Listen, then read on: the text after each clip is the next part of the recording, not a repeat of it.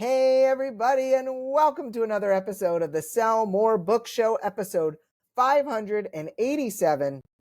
I'm Bryan Cohen from Best Page Forward, and I'm joined by KA Linde, a prolific New York Times bestselling author. It's your last two books that hit it, yeah?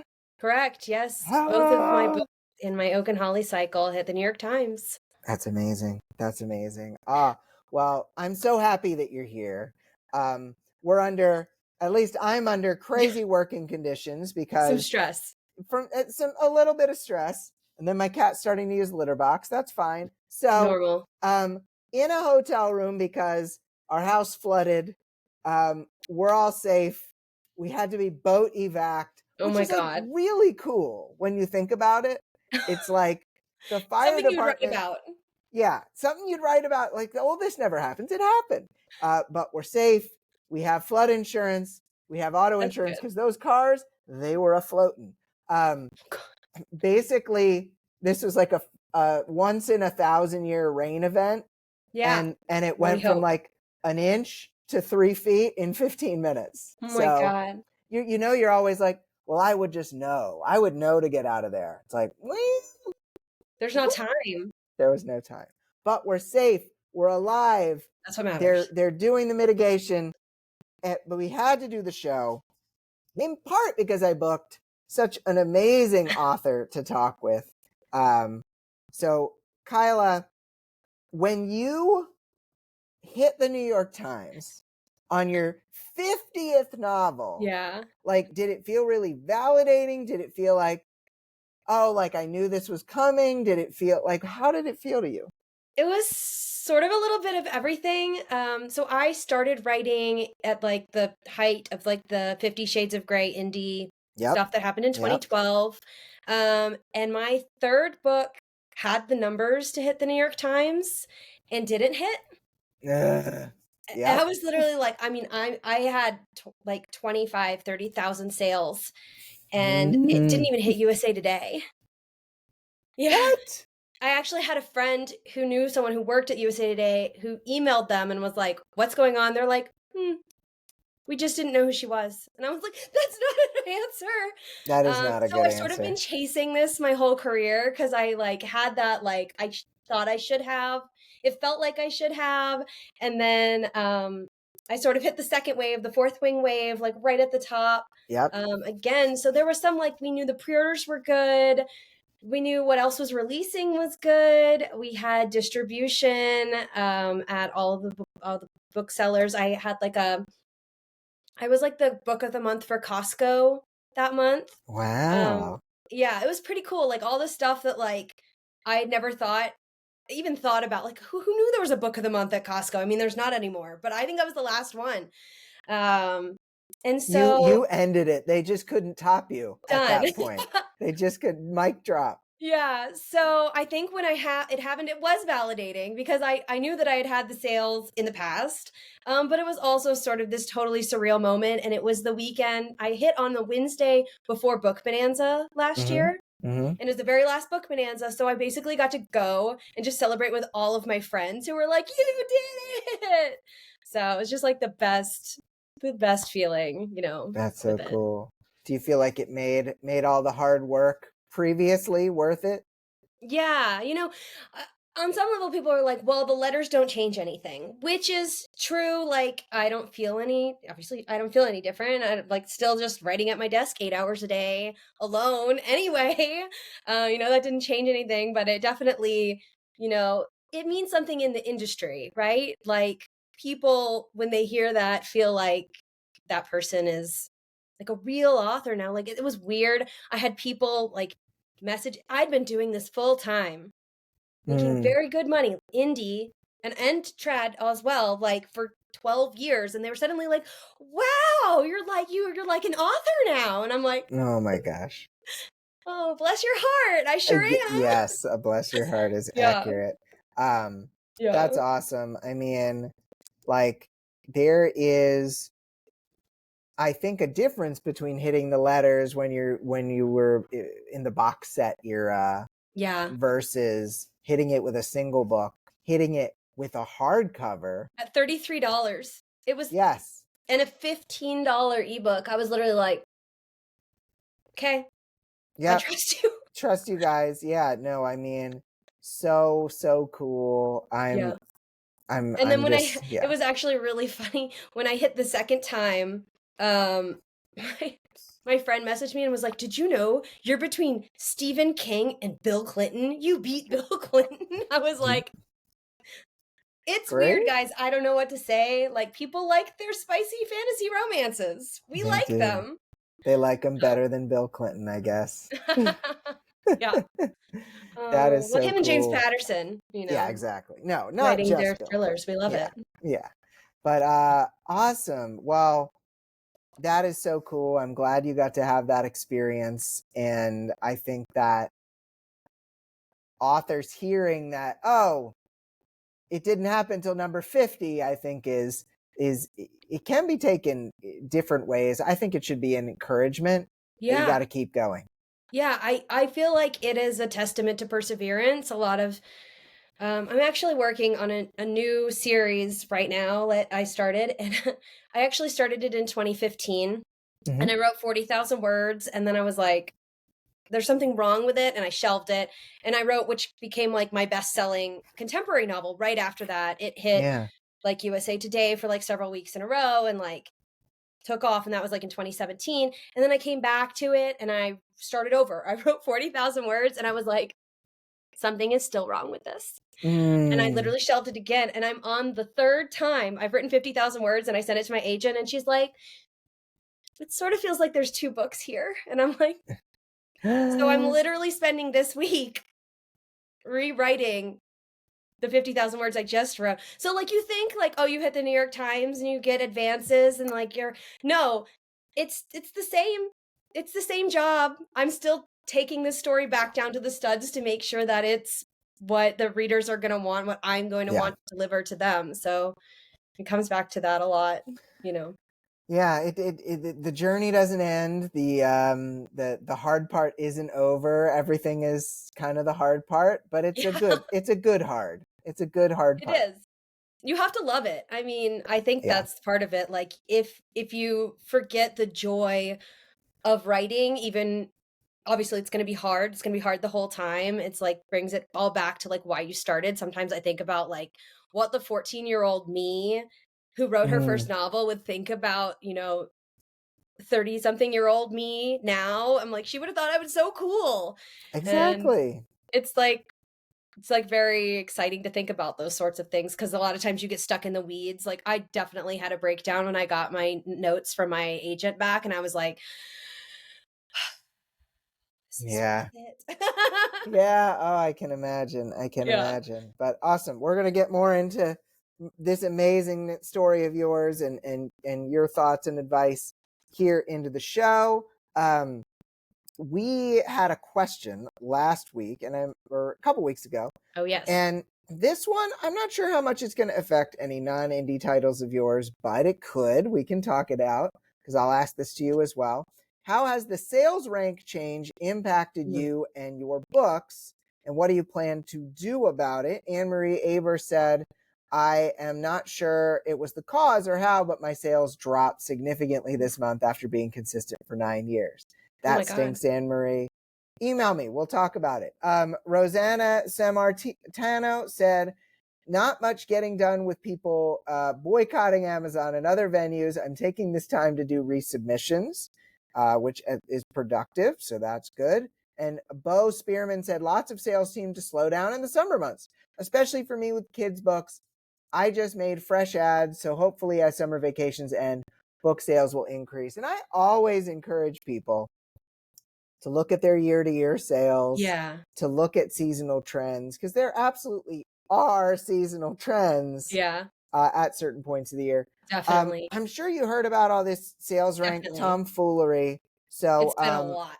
it's been a lot. What how has it impacted you? I'll be honest. I'm a bank over rank person, so Yep.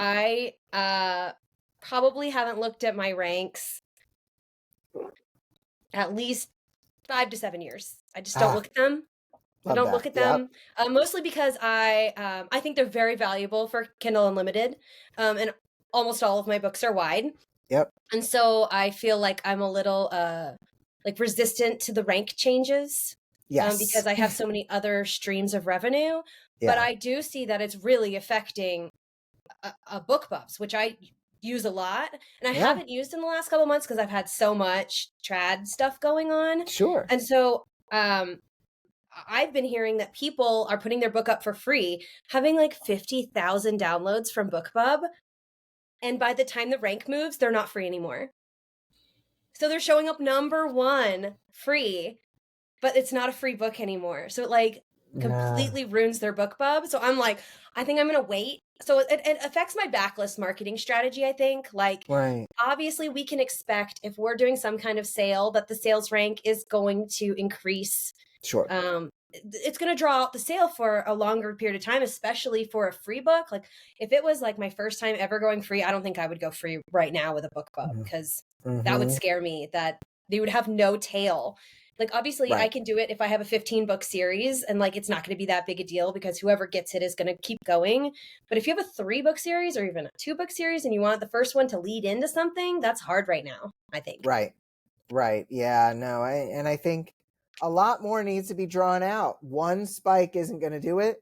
Yeah. 5 little spikes will do more than one big spike, but then you got to pay 5 promo sites, and it's a thing. Yeah. It's a whole used to be thing. that you could do the BookBub and you didn't have to pay anyone else, and now maybe it would be more valuable to spread out what you're doing with the BookBub as like the lead, and then keep it free a little longer. But it's harder to do that in KU when you only have 5 days. Exactly. So, yeah. Exactly. Well, we will keep updating everyone on this story as it goes along. Definitely, if you want to answer the question of the week, you can always go to Sell More Book Show After Party Facebook group.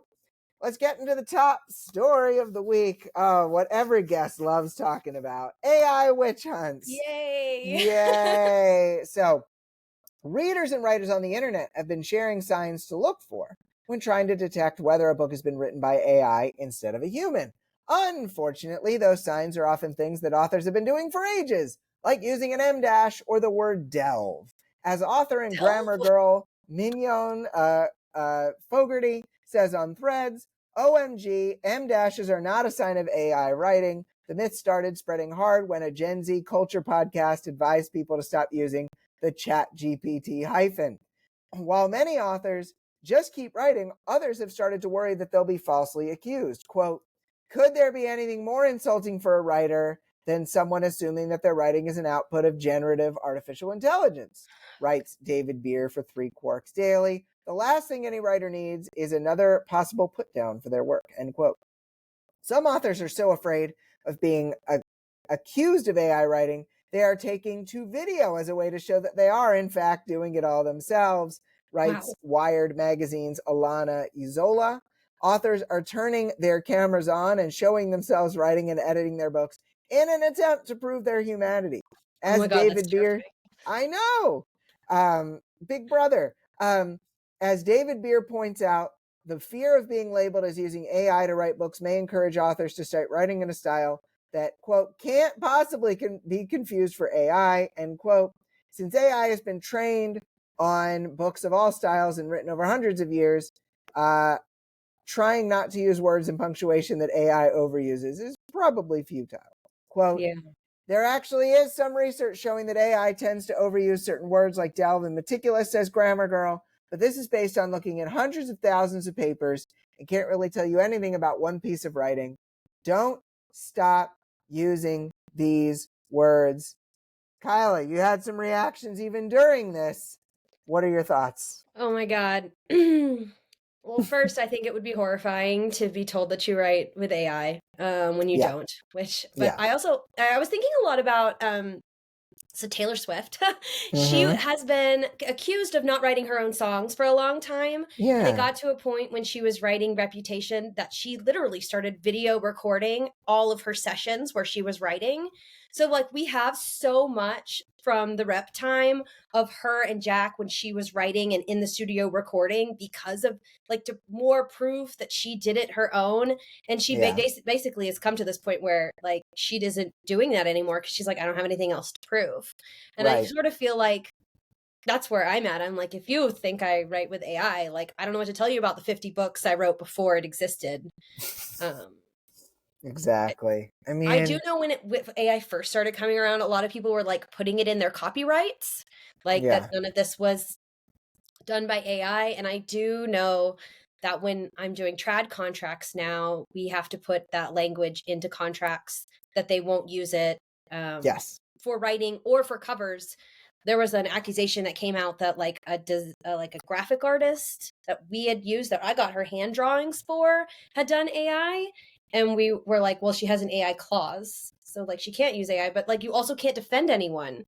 It's such a Yeah. hard time to like exist with that. Yeah, it's very cancel culture with this, and some Yeah. people who didn't use AI in their books but used AI in their social media. Yeah.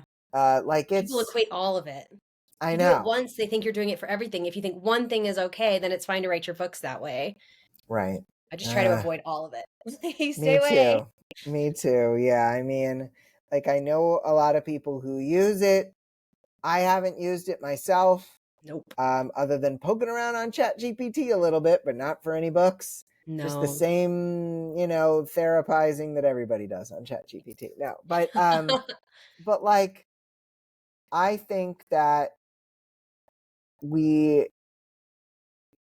everyone who I was worried about working with because they were getting reputation, called out for things in the past, all of them were fine. Like Yeah. all of them succeeded. I Yeah. didn't necessarily need to pull back. Yeah. And it's just like because they're playing the long game. Right. Yeah. And I think you do have to play the long game here. I mean, to go I into just these worry hot about it potatoes, yes. for like future writers and generations who are just coming up, especially like my husband's a professor, so he Yeah. actually Oof. went from doing like take home, like he used to be like you could just do it on the computer. Now he's doing in class blue book assignments again where they have to hand write everything because Yep. everyone was cheating and using AI. That's smart that he did that. That's Yeah, so smart. so Um, I was like, there's going to be a whole generation of people who are just used to using it every day so they're going to get used to it. I It's know. rough. It's It's scary. really It's rough. definitely scary. Do you think, to go into these hot potatoes of wisdom questions, should authors preemptively address whether they use AI or not? Um, Because I if mean, they I do I put use it in it, my I mean, copyrights that I don't. right, exactly. Exactly. um, Um, I think but the people who are really vocal about it are the people who are using it yeah, or the people who are like calling out the people. And I think everyone else is just sort of caught in the crossfires. it does feel that way. It does feel Definitely. that way. Witch hunt is the correct term for what we're talking. Exactly. I know it really is. Very Salem. You can ask this other question to me over here. Yeah. How would you respond if you were falsely accused? This terrifies me. Yeah, yeah. If I was falsely accused of using I would probably go on video and just Yeah. say, like, I'm a person. Uh, it's like when you're in a hostage situation, right? It's like, I'm Bryan Yeah. Cohen. I have an 8-year-old daughter. Um, I'm a person. I stand for honesty, and I would let you guys know if I was doing something, but I am not. And Yeah. so, like, I think It's that so hard to going know. video over going text is the way I would do it, because it's a better way of showing true emotion, and things can often get twisted in the Yeah. words. I think they get twisted either way. I think it would Oh, depend on like absolutely, how they big it will. had gotten. Yeah, Like if there was like a lot of people and it like blew up, then you have to say something. But I think if it was just a few people, I'd probably just ignore them and go back right, to writing. right, exactly, exactly. Yeah, Yeah. things spread though, and so yeah, I don't know. Anyway, we're going into the lightning round, which means it is time that the time you're so excited about making a lightningy noise. Okay. That sounds like a gun. I I messed up. liked it though. No, I liked also you kind of did this little shoulder thing, and I thought that it like added to the whole. Those of you who are not watching the video, who are just listening, you missed the shoulder thing, but it was very good. It was very good. So Kyla, you recently hit number 4 on the New York Times hardcover list with the Robin on Oak Throne, right? Yes. And what lessons did you learn from this amazing experience? I would definitely say that not so it's hard to write a follow-up Right. under a lot of pressure. And the first book did really well. It also had the New York Times, and so I felt fine when I was writing it, and then I got so stressed about releasing it. And I think I think we all need to remember that like it's gonna release, it's gonna be out there either way, and some of it is like finding ways to not put the pressure on ourselves. I'm a super perfectionist, so that's some of the problems for me going forward. Yeah, that totally makes sense. And I mean, you can be kind to yourself whenever possible. Yeah, it's the long game. Yeah. And Yeah. killing yourself is only going to make your hair fall out, which is what mine did. Yeah. So we don't want that. We want everyone to have beautiful, lush hair. It's so important, the lush hair, the bounce, you know. The bounce Exactly. is important. It's very important. It's very important. All right. Next question from you to me. Okay, how have recent Amazon rank updates changed how authors launch or market their books? I think that one of the changes that you kind of mentioned earlier is that some promo methods just aren't going to be as effective anymore. Yeah. Giant BookBub featured deal and just coasting on that. Giant $2,000, $3,000 spend on Facebook ads on day one. I would really make sure that if you are going to do anything like that, then you really make sure it's part of a grander plan to promote over 5 to 10 days rather than one big spike. One big spike, unless things change back, one big spike is not going to exist anymore. Yeah, I think they're really trying to counter the like TikTok boosts. Yes. And it just like really pulled back they want to see like long-term trends, more longer-term trends than, which sucks. It sucks because if you go viral, then you don't see the immediate boost and you may not attribute it to what's actually happening. Right. It's true. It's true. Yeah. But yeah, so how much do you think, I saw your wonderful videos about your recent book tour. You know, you've had all these things. You were, for the first book, you were the Costco Book of the Month, all these things. How much do you think a book tour, especially one that is, organized by the traditional publisher, how much do you think that contributed to Robin on the Oak Throne's success? So I actually think it does contribute. And I would have said before they redid USA Today that it wouldn't have mattered because USA Today, you used to be able to get on as an indie with like 5,000 or 6,000 sales. And I talked to someone recently who hit in the top 50 with 3,500 sales print. And I was like, what? What? That's amazing, but what? So I do think a lot of the people who are trying to list now, instead of spending the money on ads to try to get as much, you can do like a couple book stops, and that will help you list. And some people are doing that, but it's still mostly trad authors who are doing it, but I think indie authors can do it too. With the organization. But it does cost. I mean, it's a couple $1,000, but if you're going to put a couple $1,000 in ads anyway, you just have to determine where you're spending your money. I think it was beneficial. I have a lot of, it definitely is good for just like signings, like big fans, like keeping your fans. Yes. Keeping your readers happy and healthy and following you, and like they get like 30 minutes to an hour of just me, time. So Yes. that's a big one. Yeah. Yeah. I mean, you make such a good point with where do you want that couple $1,000s to go? Because to this point, in the age of the spike, in the age of, ebooks only, Yeah. that was always where you spend. But Yeah. now we're in this age of There's other spikes. places. Yeah, spikes don't matter as much. Yeah. Hardcovers, especially special edition hardcovers, Yeah. are huge. Yeah. And ads may not go as far on those. And there's content. By Yes. going and having all those people, there's so like Yes. I have pictures and I have videos. Like I actually traveled with my sister. Like I brought her along, and so she was videoing everything that was happening, Oh, so that I amazing. could also be present. So I can use and have used those videos for ads going Yep. forward. So it looks like I'm a very important person, even if it's just like You I are a with this. very important person. Right. Yeah. You wouldn't be on the show otherwise. No, That's just kidding. right. Just kidding. So do you feel like you need multiple email lists for multiple pen names? This is actually a good question. I don't know the answer to this one.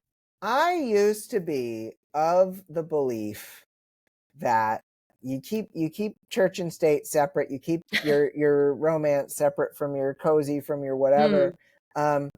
And I do think that from an Amazon standpoint, it's helpful to have those different pen names for the algorithm. But I know there are only so many hours in the day. That's right. And unless you have a team, if you have a team, you can kind of do more with this.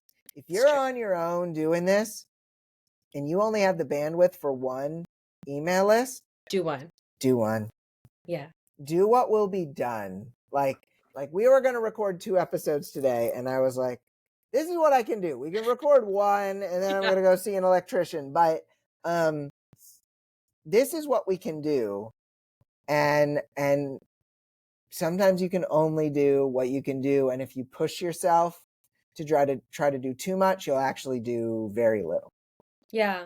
I am also of the opinion, so I know a lot of people who like multiple pen names and have said that thing about the algorithms and such, but all of my work is under one name, and I write contemporary romance, and I write romantasy, and I write YA romantasy, and they're all, and always been just under my name, because for that exact reason, I was like, I don't have the time, even I have a team, and that still sounds like it's still a lot. So much work for me. Yeah. So.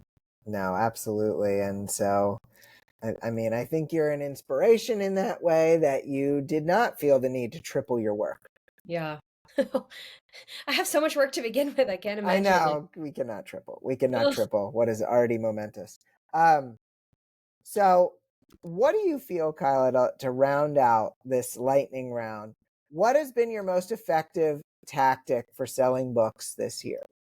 Oh, that's a hard one. I feel like I've been using fewer tactics this year than I have in past years. Yeah. I feel like fewer things are working, but I think it's because I don't have a indie front list this year, which is my first time ever not having an indie front list, which is crazy. I used to have 5 a year, and now it's like just trad right now. Right. So that's a big shift. So I do think I've seen this. I haven't done this as much, but I do see this with my publisher a lot, is that when you're posting to Instagram new things, collaborating. Yeah. And so that's obviously, the publisher itself is going to have a massive following. So I get their massive following. But I've been seeing this lately with people who are maybe with a publisher or maybe indie, and they have their 4 or 5 friends with big following collaborate on their Instagram posts, and it'll go, I'll be following the person and I'll see them post it, and it'll have like 1,000 views, and then like 4 other people will collaborate on the post, and suddenly it has 60,000 views because they pooled their resources. And then once it gets up to there, they all uncollaborate and it goes just to her post again. So now she has the 60,000 followers, like, who are looking at her post. Well, it's very clever. I've seen it 3 or 4 times just recently, and I was like, I want to try that, because I do it a lot with my publisher, but we stay connected. But I've never seen it with authors, and I think that might be an interesting way to like pool ways to get more views. Yeah. I mean, think about it. It's like the email list swaps of old, but with Yeah. social media. Yeah, because then you can like share it out to all of your followers. Once it gets up to a point, you can unpost it on your page, and then people keep going to it. Very, very clever. Very clever. That's some great advice there. Yeah, there you go. Thank you for sharing such a cool tip on the front lines of Instagram, on TikTok. I love it. Well, that's specifically an Instagram tactic, right? The collaborations. I think you can collaborate on TikTok too, though. I don't know if you can. I don't know if it's the link and then the unlink same thing. effectiveness. Yeah. Right. I'm not very good at TikTok. Well, you're amazing at Instagram, 35,000 plus followers. So I really appreciate the tip. That's amazing. Yeah. Awesome. Well, we need a question of the week. We don't have to talk about AI. Yeah. Because AI, we've got enough on AI. Is there something that we discussed, whether it's multiple pen names, the New York Times list, the book tour? Is there anything that you would like to ask a question about, or something completely out of left field? Oh man. Even if it's just a subject, I can run with it and make a question. Okay, let me think. I should have thought of this ahead of time. No, it's I did okay. not think of a question. No, we like doing it on the fly. It's okay. Yeah. I think. I know my brain. No, it's all good. What if we make it a fun one? Like, what would you do if you hit the top 10 of the New York Times list? Oh, yeah, that's a good one. We love that one. What would you do? Yeah, what would you do, and how would you celebrate? Yeah. Right? If you hit didn't the top 10. effectively celebrate. I need tips because I didn't effectively celebrate the second time. Okay. Well, I might have some tips after we get off, because you need to celebrate. You need to celebrate. You deserve it. So that is our question of the week. Folks, you can answer that at the Sell More Book Show After Party Facebook group or at sellmorebookshow.com. Kyla, it's been so nice having you on the show. You've been flexible with this one because of all my craziness, so I truly, truly do appreciate it. Yeah, thank you so much for having me. I had a great time. Good. And those of you who want to have a great time reading Kyla's books, go to kalinde.com. That's KALINDE.com to go check out her books of a variety of genres. And you'll love them. Awesome. Well, we are going to figure out what we're going to do next episode. We're going to do something interesting that probably is me in a hotel or somewhere weird, but the show must go on. That's right. It must. So, for Kyla, I'm Bryan. Have a great week of book selling, everybody, and we'll be back next week for episode 588. Bye. Bye.